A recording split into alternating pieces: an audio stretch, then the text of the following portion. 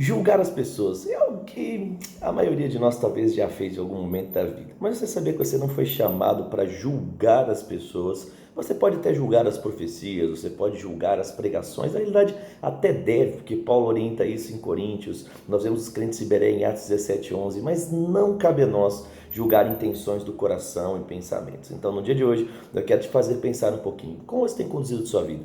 Você tem julgado de fato as pessoas? Se você tem feito, pare de fazer isso, porque na mesma medida que você tem implantado julgamento, você vai colher julgamento. É isso que Lucas 6,37 diz. Mas nós não vamos para lá. Nós vamos começar hoje a nossa leitura em Tiago capítulo de número 4, para que nós possamos crescer um pouquinho mais nisso. Se você é novo no canal, já se inscreve, ativa o sininho, deixa seu like aqui e bora para a nossa leitura. E ele diz assim, ó, Tiago 4:1. Hoje eu estou com voz de locutor, você percebeu? Bora lá, Tiago 4:1. De onde vêm as discussões e brigas em meio de vocês? Acaso não procedem dos prazeres que guerreiam dentro de vocês? Querem o que não têm e até matam para consegui-lo. Invejam o que os outros possuem, lutam e fazem guerra para tomar deles. No entanto, não têm o que desejam porque não pedem. Quando vocês pedem, não recebem por motivos errados. Por isso que vocês pedem.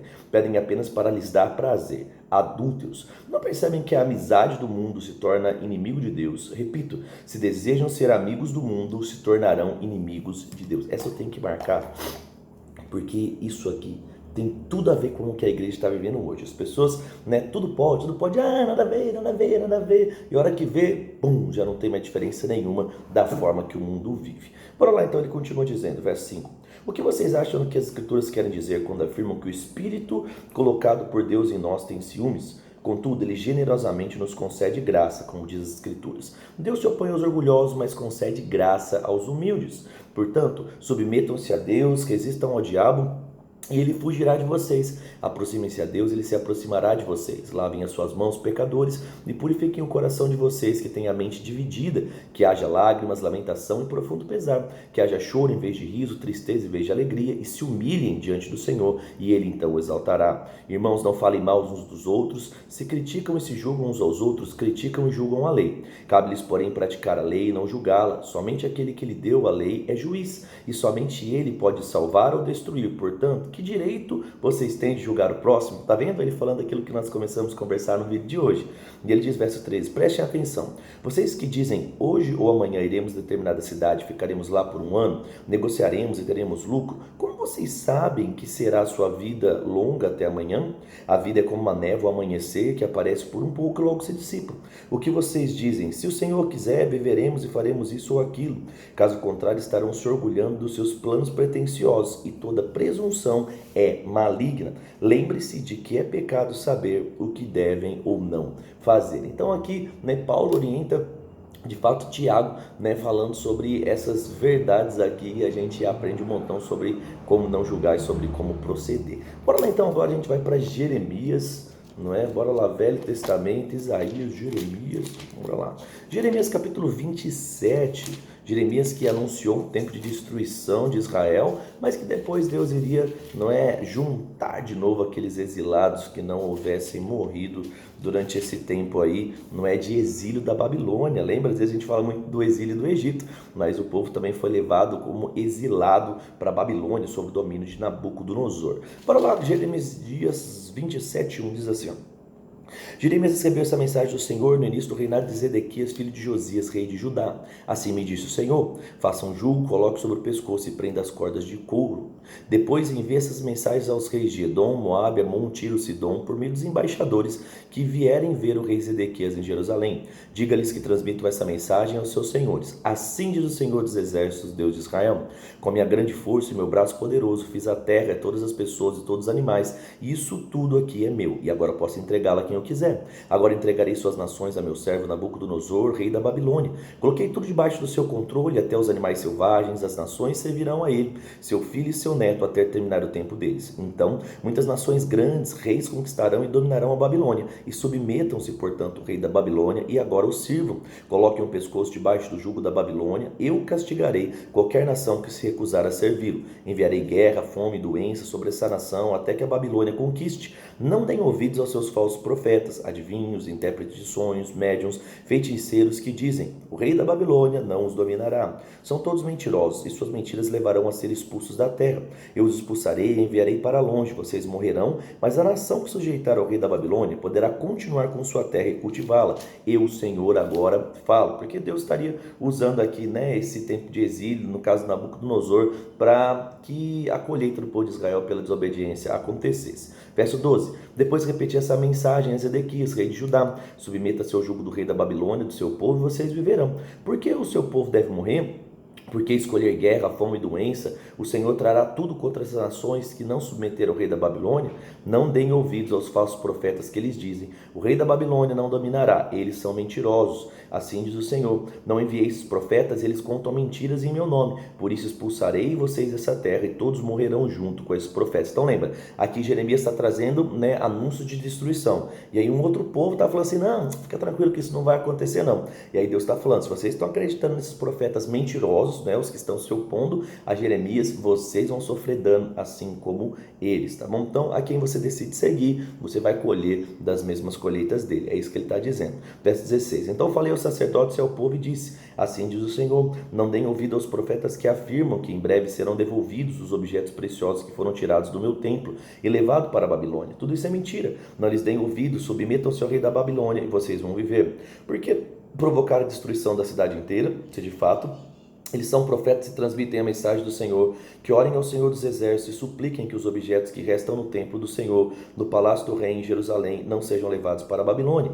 Pois assim diz o Senhor dos Exércitos acerca das colunas da entrada do templo, do tanque de bronze, chamado Mar, das bases dos móveis e de todos os objetos cerimoniais. Nabucodonosor, rei da Babilônia, os deixou aqui quando levou Joaquim, filho de Joaquim, rei de Judá, para o exílio da Babilônia, com todos os nobres de Judá e Jerusalém. Assim diz o Senhor dos Exércitos, Deus de Israel, a respeito dos objetos preciosos que restaram no templo e no palácio do rei de Judá. Todos eles serão levados para a Babilônia e ali ficarão até que eu mande buscá-los. Assim diz o Senhor. Então trarei todos de volta para Jerusalém. Capítulo 28, verso 1. Naquele mesmo ano, o quarto ano do reinado de Zedequias, rei de Judá, no mês de agosto, Ananias, filho de Azur, profeta de Gibeon, se dirigiu a mim publicamente no templo, diante de todos os sacerdotes do povo, e então disse: assim diz o Senhor dos Exércitos, Deus de Israel: removerei de seu pescoço o jugo do rei da Babilônia. Dentro de 2 anos trarei de volta todos os objetos preciosos do templo do rei Nabucodonosor, que foi levado para a Babilônia. Também trarei de volta Joaquim, filho de Joaquim, rei de Judá, e todos os outros exilados de Judá levados para a Babilônia. Certamente quebrarei o jugo que o rei da Babilônia colocou sobre o pescoço, e eu, o Senhor, digo. Jeremias então respondeu a Ananias, diante de todos os sacerdotes e do povo que estava no templo do Senhor: amém. Que sua profecia se cumpra. Espero que o Senhor faça tudo o que anunciou. Espero que ele traga de volta da Babilônia os objetos preciosos do templo e todos os exilados. Agora, porém, ouça as palavras que lhe digo na presença de todo o povo. Os antigos profetas que vieram antes de mim falaram com muitas nações e grandes reinos e sempre advertiram a respeito de guerra, calamidade e doença. Portanto, um profeta que anuncia a paz precisa esperar que suas previsões se cumpram antes de ser considerado, de fato, enviado pelo Senhor. Então o profeta Ananias tirou do pescoço de Jeremias o jugo que quebrou em pedaços e disse novamente a todo o povo: assim diz o Senhor, como esse jugo foi quebrado, dentro de 2 anos quebrarei o jugo da opressão de todas as nações que agora estão sujeitas a Nabucodonosor, o rei da Babilônia. E depois disso Jeremias saiu dali. Verso 12. Logo após o confronto com Hananias, o Senhor deu essa mensagem a Jeremias: vai e diga a Hananias, assim diz o Senhor: você quebrou o jugo de madeira, mas em seu lugar colocou um jugo de ferro. O Senhor dos Exércitos, Deus de Israel, diz: coloquei um jugo de ferro sobre o pescoço de todas as nações a serem escravas de Nabucodonosor, o rei da Babilônia. Coloquei tudo debaixo do seu controle, até animais selvagens. Então Jeremias disse a Hananias: ouça, Hananias, o Senhor não enviou você, mas o povo acredita em suas mentiras. Por isso assim diz o Senhor: você morrerá e sua vida chegará ainda ao fim esse ano, pois você se rebelou contra o Senhor. Naquele mesmo ano, 2 meses depois, o profeta Hananias morreu. Galera, que coisa louca, velho. O cara se levanta lá, né, pega lá aquele jugo no pescoço de Jeremias, que era simbólico, quebra e fala: não, vai ter paz e não sei o que, não sei o que. Mas não era Deus falando não, velho, era algo do cara. E olha que louco, porque o cara falou em nome de Deus sem ser Deus, o cara morreu, velho, né? Olha para você ver a seriedade de falar em nome do Senhor, né? Nós sabemos que a graça hoje, né, faz com que a ira muitas vezes não se manifeste, assim como nós vemos no Velho Testamento, mas nós precisamos ter um pouquinho mais de temor, não é, para com as coisas do Senhor, para falar em nome de Deus quando de fato não é Deus falando. Que isso traga temor no nosso coração, né? Bora lá então agora, para a gente finalizar, Salmos 132.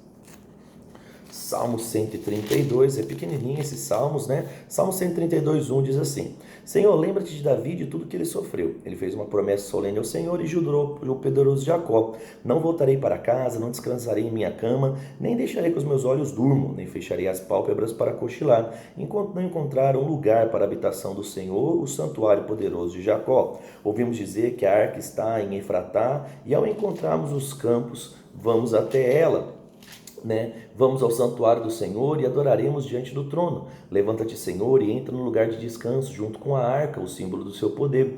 Que os teus sacerdotes se vistam de justiça, que teus fiéis cantem de alegria, por causa do teu servo Davi. Não rejeites aquele que ungiste. O Senhor fez um juramento solene a Davi e prometeu que jamais voltaria atrás. Colocaria no seu trono um dos seus descendentes, e seus descendentes agora obedeceriam os termos da minha aliança e aos preceitos que lhes ensino. Sua linhagem real continuará para todo sempre, pois o Senhor escolheu Sião e desejou ser sua habitação. Este é o meu descanso para sempre, ele disse. Habitarei aqui, pois este é o lugar que desejei. Abençoarei essa cidade e a tornarei próspera. Saciarei todos os seus pobres com alimento. Vestirei seus sacerdotes com salvação. Seus fiéis cantarão de alegria, e aqui aumentarei o poder de Davi.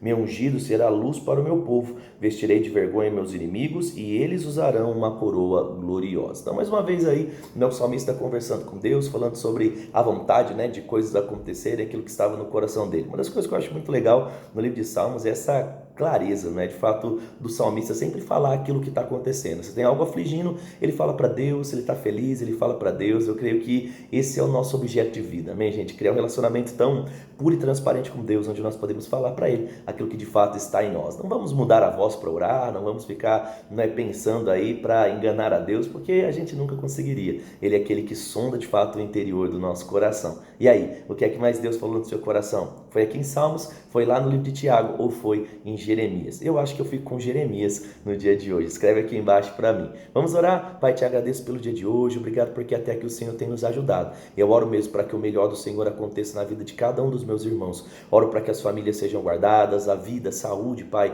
possa ser preservada, tudo dando certo, para que o teu santo nome seja exaltado. Nos ajuda, Pai, a ficarmos fiéis ao Senhor, deixando aquilo que é errado de lado e fazendo escolhas acertadas. No nome de Jesus, amém. Amém. Compartilha esse vídeo com uma pessoa que você ama. Deixa o like aqui, não esquece. E eu te espero amanhã aqui no nosso próximo vídeo. Fica com Deus, um grande abraço e tchau, tchau.